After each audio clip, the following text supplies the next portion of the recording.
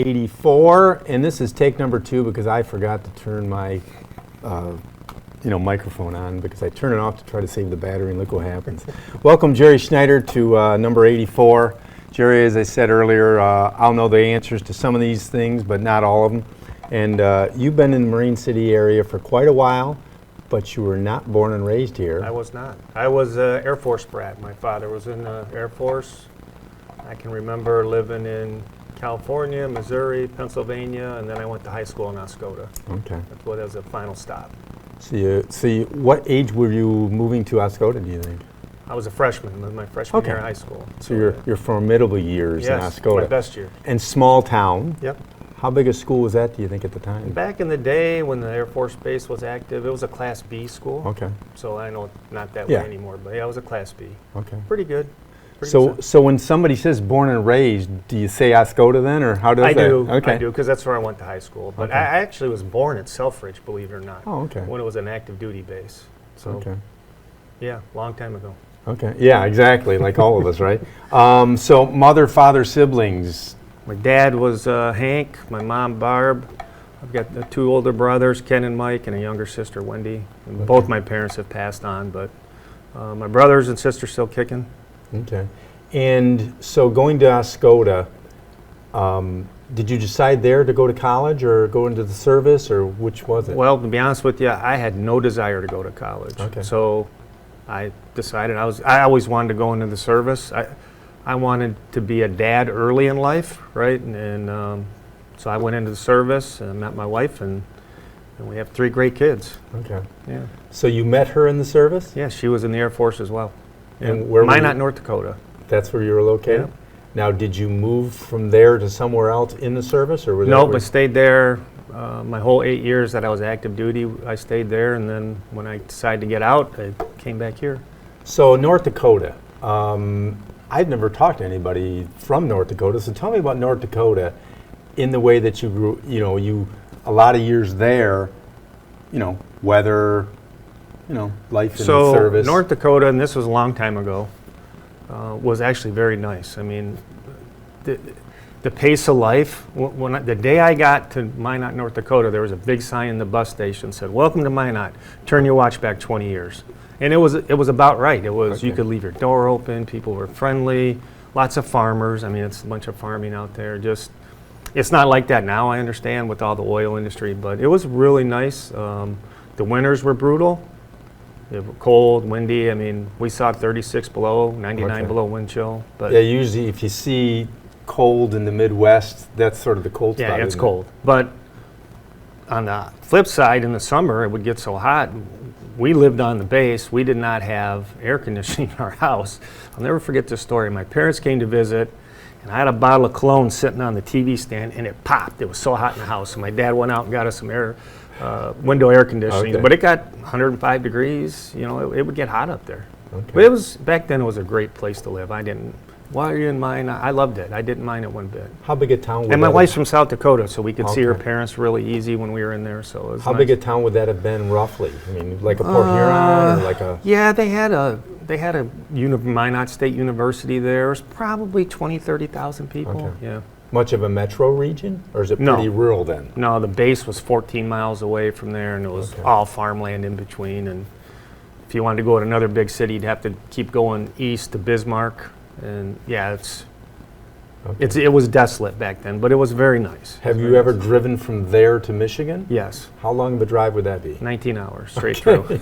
So it's like going to Florida. Yes, a yeah. long trip. So at what point in high school did you decide to go in the service? What was Early it on, was sophomore, it a person junior or was year. it a recruiter or what? No, I had all the recruiters come. They, if you've ever thought about going in the service, all the recruiters are going to come by your house. And to be honest with you, the Marine recruiter was the most impressive. That guy was dressed to the T. He was good. But I had already made up my mind, my father being in the Air Force, that's what I wanted to do. Okay. And so when you go to the Air Force, is it that you minor or major in something specific? So sort of. You can, depending on your test scores, you have to take tests first.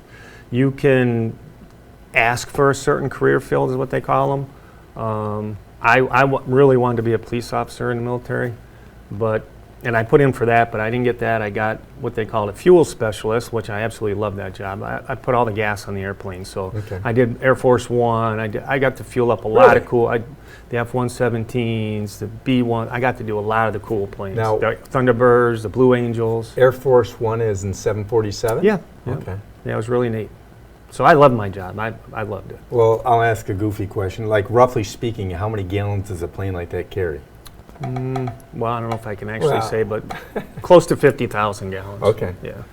And I would think that, especially in today's world of knowing what's going on in the world, has gone on in the world, that is methodically documented. The whole process. You have to go through quite a security just to be able to get in that area.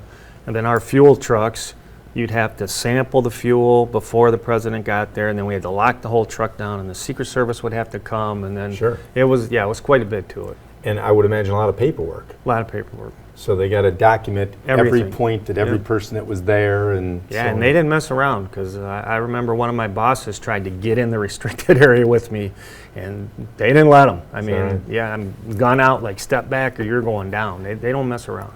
Now, how about the F-16s and things like that? Was that as... No. Okay. Once you had restricted areas to get on the flight line, but once you got on there, it was pretty cool, yeah. Okay.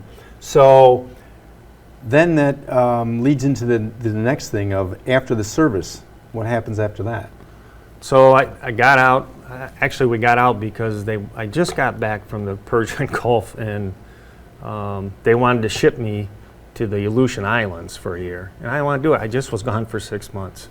So we tried to get an assignment where both my wife and I could go overseas together, and they wouldn't do it, so I decided to get out. And I came back, tried to get something going here. She stayed. I came back in September. She came, followed us sometime in the middle of the next year. I don't remember exactly when, but I wish I would have stayed in. I wish I would have been able to stay in to retire. I mean, I did retire through the National Guard, but I wish I could have stayed in for 20. I loved my job, but I didn't want to.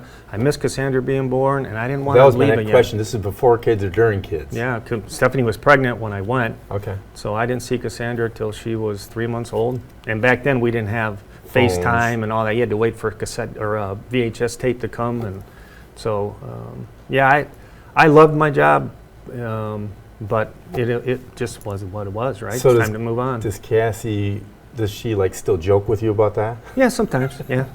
Yeah, she doesn't let me forget. Okay, right. Even though she would not have remembered, she would not have remembered, okay. Right. Yeah. So then that had to be, if my calculator up in the head is sometime around 1990. 1990, yeah. Okay. So then you moved back? I moved back in September of 92. Okay. And then Stephanie came then that following year. And where did you move back to? Mount Clemens first. I actually nowhere to go, and I had the kids with me, so I stayed with my parents for a little bit. I could get on my feet. In Mount Clemens, right off of, close to the jail. Okay. And then we got a condo right on 16 Mile in Gratiot for a while, and we moved around a little bit, and we finally ended up on Selfridge for a while. We lived out there for a couple years. And then we moved out to Marine City in '99. So how did you end up in Marine City? What took you to Marine City, not knowing Marine City from anything? I didn't even know it existed, right? I really didn't. So we got invited to a party out here for Stephanie's boss was having a party. He lived on South Main. And we came out, and we instantly fell in love with the town. Like, we need to move out here. It's more, my wife's from a town with 100 people, dirt roads. It's kind of more her style, is more my style, and we've loved it. We've been here 25 years. Right. I mean, we just bought another house a few years ago. We're not going anywhere. Right. So, yeah, we love it. So, and the interesting thing that I find is that, so you're not a native of here, but you're sort of like a native. I think by now, right? Because your kids were all involved in the school sports and all the activities. Yeah, absolutely. You know, you sort of get disillusioned with time as we get older like this, right? You know, you think, well, you know, Cassie went to school with my son Chad from, I'm guessing, grade school on, you know, don't remember exactly, but like, that's not that long ago. It seems like it. Right, but it is. It seems like it, yeah. And it sort of goes down that road of, and I say this in most interviews, just because we're talking about things like this, you can't remember what you had for lunch yesterday, but you can remember back to 1999 or 2000 or whatever, this basketball game, that basketball game. Yep. And you and I do basketball games on Channel 6 for boys and girls during the winter. But what an exciting time to be in a small town, though, with the girls' basketball team. It was great. Where it was just starting to take off. And, being the parent of a 9th grade girl that's going to play on varsity, that almost has never happened, right? It didn't happen very much back then, Right. for sure, yeah. And realistically, and I don't say this because you're standing here, but I mean, we can take from, that would be roughly 2005, 6? 5 to 9. Right. Yeah. To 2024, so you're talking roughly about 20-year scenario. And those teams in that era would be as good as any. Yes, I would think so. Yeah. Yeah. And the quality of the game, the atmosphere, the game itself, the teaching that the coaches have done, pretty special thing to grow up with that. Absolutely. I mean, if you think about our girls' basketball program since then, I mean, minus a couple years, they've been very successful. Yeah. I mean, Lehman was there when we started. I mean, Lehman was the coach, and then Cheryl came in, then Heath Kent. Right. I mean, we've had some fantastic basketball coaches. And the girls have been good. I mean, I can't think of 1 or 2 years where we had kind of a losing record maybe, or a 500 record, right? I mean, it's pretty cool. And I thank all those coaches. I mean, Ryan Felix, Coach Cassandra. I think it was Miss Dennis back then. I think she's on Wiki now. I mean, they were fantastic. Yeah, Mr. Felix was one of the younger coaches back then. I mean, they were really good, and then they followed up. Look what Jeff's done. Yes. All these years Tremendous. with his kids. I mean, it's pretty good. It was Tim pretty good. Golm will be taking over this winter, Yeah, so you're doing a good job. In my mind's eye, I can still see an inbound pass play with a pick and Cassie going to the corner And taking and the shooting three. a three, Yeah, right? I see, Right? I see that. Yeah. Yeah. I mean, in my eye, I can still see that. So obviously I was ingrained with that. I was very involved with her during then. And I knew when those plays were coming, right? I could tell what, I'm like, all right, here we go. Here's the shot. And I remember one of the first times we beat St. Clair in their gym, she hit a three from the top of the, I can remember it like it was yesterday. And that just got the whole game going. We ran away with the game at that point. It was, and we never did beat St. Clair. It took a while for us to actually beat them. And you're right. I remember certain things. I remember her in Warren Woods Tower getting knocked into a trash can. I remember, I just remember Roseville. She had 30 points, and if Heath would have known she was a point from the record, he would have left her in the game, but we were blowing them out. I can remember all that stuff. And it's exciting, and now I got grandkids that are getting involved, which you've got grandkids, and you can almost relive it through them, right? Yes. It seems as from a grandparent standpoint, you're a little more calm, cool, collected. At least I am. I don't know about you. I'm lucky enough to coach a couple of my grandkids, especially in basketball, and I mean that fire's still there, right? I know they're little kids, but it's still there I love watching them. They're fantastic. Yeah. So when Cassie comes back to town, does she let the grandkids, which are her nephews, know how well she played basketball? Not quite that age She's yet. Pretty humble. But okay. Yeah.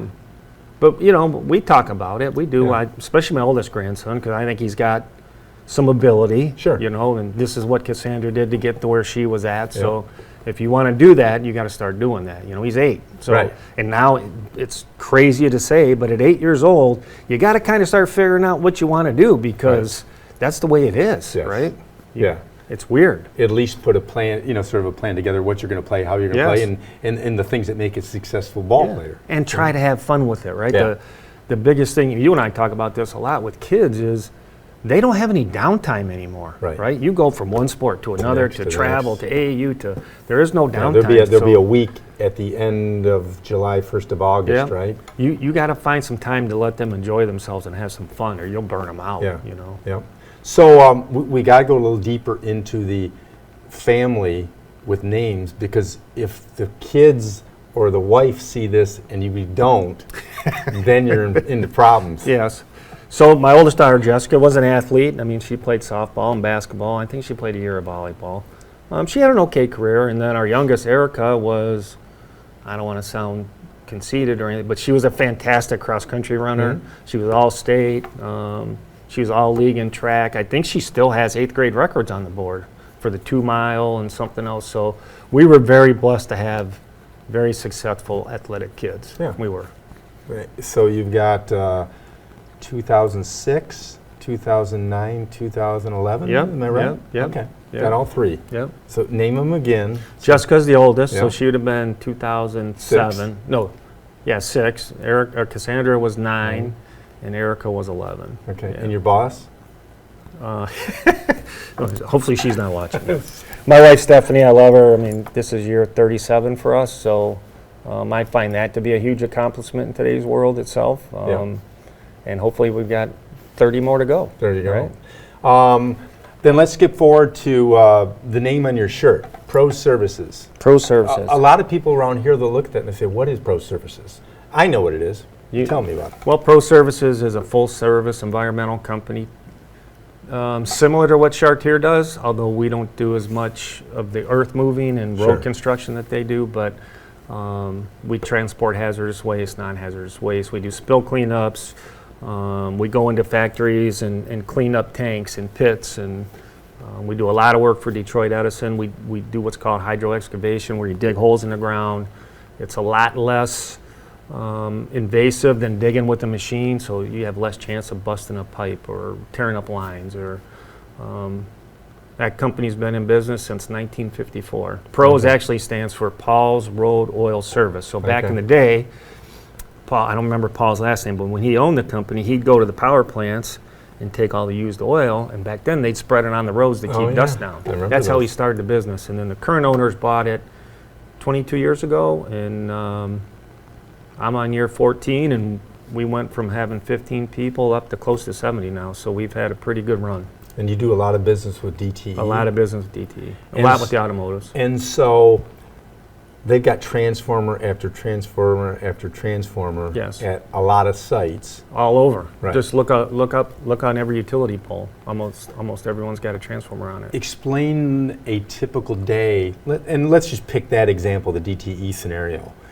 Are you going to sites where you're going up on the pole and? No, we don't climb poles. What we'll do is those transformers are cooled by oil. Sometimes that oil leaks. So we go clean up that leak. Could have got on some trees, some shrubs, the ground. We get rid of all the contamination, and restore it the best we can, and move on. And that's storms and hot weather are their biggest enemy. So then the Edison themselves is taking that and taking it to their site? Yeah, so Detroit Edison personnel will take it. They have rules they have to follow, bag it up, then they take it and they recycle it. Everything with DT is very green, which is great. So they recycle the transformers. There's a lot of copper in them, so there's a lot of money there. Well, it used to be. It's not quite as high as it is now, but they recycle them and they'll put new ones up, or they have contractors that'll do that. But that's a constant. That's 24 hours a day, 7 days a week. That stuff happens. And so when they go bad, sometimes you hear them popping, I guess. Yep. And that's when they fail. Yep. Not to hold you to an exact number, but roughly speaking, if you look up on a pole and you see a transformer, how many gallons of liquid would be in that? 25 to 50, generally. But it doesn't all come out. Right. No, if it falls in the ground and the lid pops off, like after a big windstorm or something, but usually it's just a little spray, and it's all non-hazardous. It's nothing that's going to, make the public worry. But they are. I've worked with other companies, and DTE is very, very strict with how they want things done. They don't mess around. They want to look good on the other end too, right? I mean, their image needs to be their image, and they're very good at it. One of the best we work with, for sure. So would the transformer type of, say, oils, would that be a large percentage of what you do? Back in the day it used to be, but Detroit Edison has put so much money into rebuilding their system. We don't do quite as many as we used to. It's still a pretty good, I don't want to give a number, but it's still a pretty good number.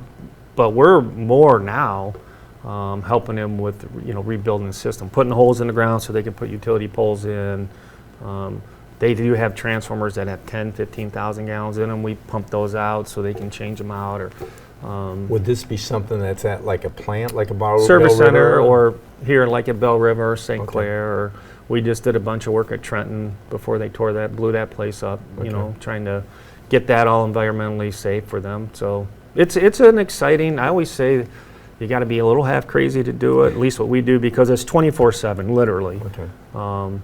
When emergency comes up. But you get that adrenaline, right? You get a little adrenaline rush, and you're doing something different every day. It's not like doing the same thing every day, and I respect people that can do that. I can't do that. Okay. So it's something different every day. So now with a St. Clair power plant now being, use the term decommissioned, will that present different type of business for you? Yeah, it'll Okay. be similar to what we just did at Trenton. Okay. Lots of cleanup. Those plants have been there a lot of years. 50, so- 60, 70 years. And there's a lot of regulations they have to follow before they can tear a building down or Sure. scrap a tank or whatever. There's a lot of regulations. Now, according to your expertise of doing, say, the Trenton plant, roughly speaking, how long is a company like yours in there trying to Our portion be 6 to 8 months, but Okay. an actual demo company, it's years. I mean, years. It's not. So It doesn't happen fast. So 6 or 8 months, you can get most of the oils and contaminants Yes. out of the building? Yep. Because it's a big building? Yeah. Well, multiple buildings Right. too, right? Yeah. Okay. So how are you already bidding on a St. Clair power plant? In a roundabout way, Okay. yeah. We're hooked up with the demolition company, so kind of where they go, we go. Okay. So, I think we're in pretty good shape. So there already is and I'm not saying that you know exactly, but there's already a plan for St. Clair probably? Oh, yeah. I know I've given some numbers for some of the work already, Okay. so yeah. And so if you were guessing, is that something that'll happen in the next couple of years? Well, as far as I know, their next stop is the River Rouge power plant. Okay. So they're still finishing up in Trenton, and then they'll go to River Rouge. So you're probably Guessing, you're just looking guessing. at probably 3-4 years Yeah. before they come out here. That's my guess. Yeah, good And if estimate. anybody from DST's No, watching, exactly. We're just yeah, speaking out loud, if you yeah, will. I'm guessing. Okay. So then, when you have a crew into, say, like you had Trenton, is that a 20 or 40 man crew? Or? Depends what the job is. You're 6, 8 people. Okay. 6 days a week. And I'm assuming a job for a regulated utility with hazardous materials is very labor intensive and documentation intensive. Documentation is, and depending what the job is, I mean, we did a job for them in Trenton that took us 2.5 months of Okay. my guys working very hard for 6 Sure. days a week. So it can be labor, but some of it's not. Some of it's pretty easy. Okay. But some of it's difficult, for sure. Okay. Now, does what you did in the service, did it prepare you for what you do now? Well, in a way, because I started in this business in '94. I worked for a company called Marine Pollution Control, which you know them. That when I got out of the service, I did lawn care for a year, and then, which I really always loved lawn care, but I hooked up with marine pollution, and I keep my job that day was to wash and fuel up trailers and trucks when they came back. That was my job, and I moved it around a little bit, and then I ended up here at Pros 14 years ago, and I'm the COO now. So Sure. my Air Force career, the leadership you can learn in the Air Force is I think, what's helped me the most. Sure. I mean, the rules were different back in the day. If you spilled fuel, nobody Right. cared. You spill fuel now, Today, it's a big deal. Right. So yeah, I would say the leadership I learned and some of the schooling I had while I was in the service helped me in my outside career. So, since you mentioned marine pollution control, I'm interested in I call it oddball things that nobody cares to know, but I checked out a little bit about that over the years. Wasn't it Mr. Usher? Yep, Dave Usher. And he was quite the almost scientist, right? Almost. He kind of, he developed some patents on some devices? He really, him and Oil I'm sorry. spills, right? Yeah, him and Frank Doach, I believe, who owned Doach Environmental. They kind of started this, and Tony Suave with Inland. Yep. They really started environmental in Detroit back in the 60s. Sure. you When know. nobody paid attention Nobody to it. paid attention to it. And they're really, as far as I'm concerned, the pioneers in the industry, even around their country, what they could do. And Dave Usher was a very forward thinker, and you know, that company before my time was on the Exxon Valdez. They Right. pumped all the oil off the Right. Exxon Valdez when it ran aground. And there was all visions that Dave Usher had, and he had the people to accomplish those visions, Sure. right? But you'd go to places, you remember the old E.F. Hutton commercials? Oh, yeah. When Dave Usher would walk into the Oh. room, it'd be like E.F. Hutton, like, oh, Dave Usher's here. What's he got to say? You know, and he was a great guy. He learned a lot. I learned a lot from him. I got to travel around with him. Yeah, good guy. You know, definitely a legend. I want to say that I remember seeing articles where he developed some patents or He devices. he developed these pumps. They were called KMA 33s. They could go in the butterworth of a ship, which is a small hatch, and they could pump out these ships when they're leaking, they're run aground. And he was the first one to come up with these. And what's amazing about that is this guy developed this himself from nothing, right? Yes, and you know, it was his ideas, and then he had, you know, people put them together, and it was pretty amazing. He had a sub built so Yes. he could. I remember seeing Yeah, it. he had. He Pictures. just and actually a lot of the younger people won't know who this is, but he was really good friends with Soupy Sales. Remember him? Oh, yeah. Yeah, Soupy Sales used to Okay. come to the office, and yeah, he had quite a music career. He traveled around with Dizzy Gillespie. He had his own record producing company. So yeah, he was quite an interesting individual. And if you ever went to their office, it is the most unconspicuous Yeah, place you wouldn't you've know. ever. It sits on the edge of Zug Island. Yep. Right around. What do you call it? Is that a river or is that just a canal? It's just there? a cutout. Yeah, it's just a cutout. And if you've never been there, everybody should see that. Yeah, you wouldn't know. Yeah, I agree with that. And very industrial. It's basically right on the off of the Rouge River. Yeah, right across from the main Detroit water and sewage Yeah. plant. And then they were there, as far as I know, they've been there ever since they opened up. I mean, I've always said that is an area that I say most Southeast Michigan human beings have never been, Yep. and there's so much commerce done in and out of that river. Well, more people go there now with the Gordie Howe Bridge, right? That's Right. kind of in the same area. Right. So more people will see that. I've been lucky in my career. I mean, I worked for Dave Usher. The current owners I work for, Bill Doach and Brad Grava, they're great leaders, great. I've been lucky. Yeah. I've been able to follow great people. So, yeah, I mean, I got a few years left, and I think I'm going to call it a career. So, be 32 years. Yeah, Yeah. good long. Then Yeah. on to the next thing. Then you'd be Yeah. coaching full time for the grandkids. That's right. That's the Exactly. I'm idea. looking forward to it. Okay, I think we covered everything. Thank you, Gerry, for Thank coming you. in. Yeah. Number 84 is in the books. And if you know of anybody that would be as interesting as this guy here, give me a call, 586-707-5011, and we'll have number 84 in the books. Thank you. Appreciate it. Have a great day.